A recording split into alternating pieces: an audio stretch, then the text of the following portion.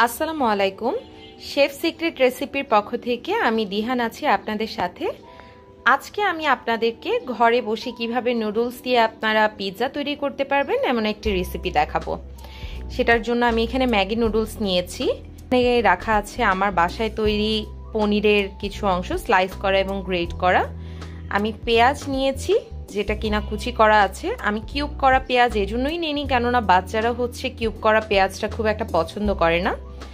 Test বাড়ানোর জন্য এখানে আমি মরিচ নিয়েছি, রেখেছি আমার ঘরে তৈরি একটা মশলা, সেই সাথে আমি নিয়েছি দুটো ডিম, নিয়েছি গ্রেট করে রাখা আলু, আমি এখানে 2 টেবিল চামচ পরিমাণে কর্নফ্লাওয়ার নিয়েছি।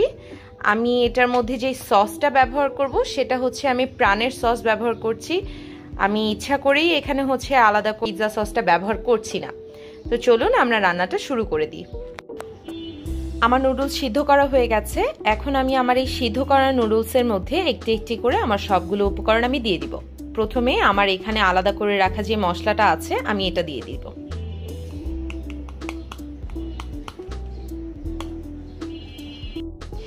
এবারে আমার কেটে রাখা এই পেঁয়াজটা আমি এখানে দিয়ে দিব।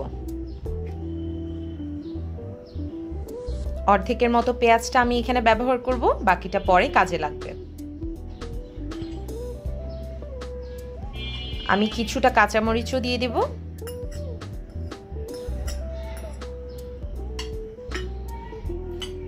এবারে আমি গ্রেট করে রাখা আলুটা এর মধ্যে দিয়ে দিব।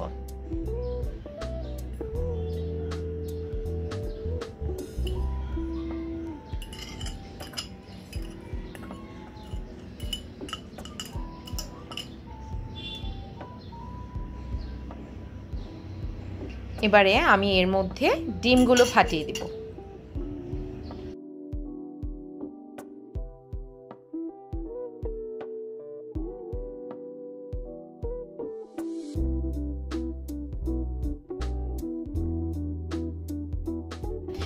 এখানে আলাদা করে রাখা আমার যে কর্নফ্লাওয়ারটা আছে এখন আমি এটার মধ্যে দিয়ে দিব।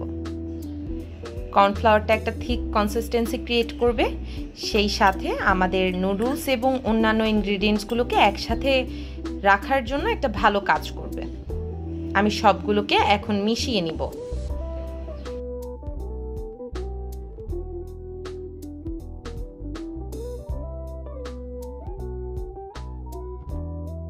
নুডলসটা মাখানো হয়ে গেছে। আমি আমার ননস্টিক প্যানটি আগে একটু প্রিহিট করে নিয়েছিলাম। এখন আমি এটার মধ্যে আমার তৈরিকৃত পিৎজাটি বসিয়ে দিব।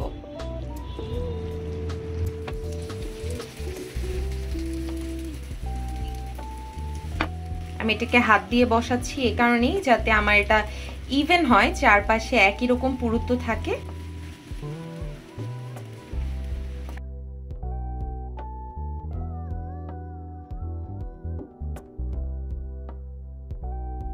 আমি সুন্দর করে আমার পিৎজাটা প্যানের মধ্যে বসিয়ে দিয়েছি। এখন আমরা কিছুক্ষণ অপেক্ষা করব যেন আমাদের পিৎজাটার এক পাশ সুন্দর মতো হয়ে যায়। যতক্ষণ না পর্যন্ত এটা এক সাইড সুন্দর মতো হয়ে যাচ্ছে ততক্ষণ পর্যন্ত আমরা এটাকে ফ্লিপ করতে পারবো না। আমি মাত্র এটাকে উল্টিয়ে নিয়েছি। আমার এটার এক পাশ অনেক সুন্দর করে হয়ে গেছে। দেখুন কেমন গোল্ডেন ব্রাউন কালার হয়েছে।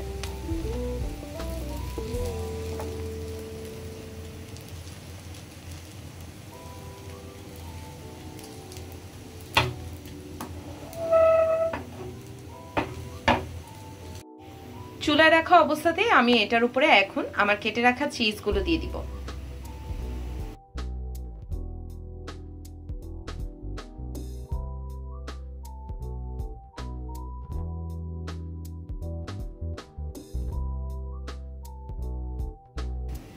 এবারে আমি একটু কাঁচামরিচ দিয়ে দিব।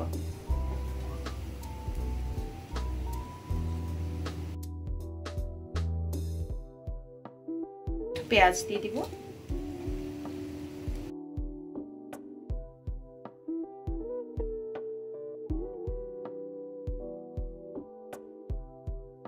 আমি এখন এখানে সস দিয়ে দিব।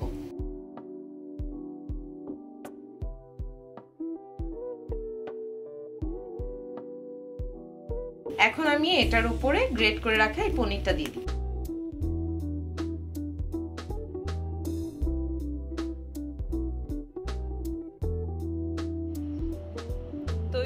আছে আমার মজাদার নুডলসের পিৎজা। আপনারাও চাইলে বাসায় তৈরি করে নিতে পারেন এই মজাদার পিৎজা। চলুন এখন এটাকে আমরা কেটে নিই।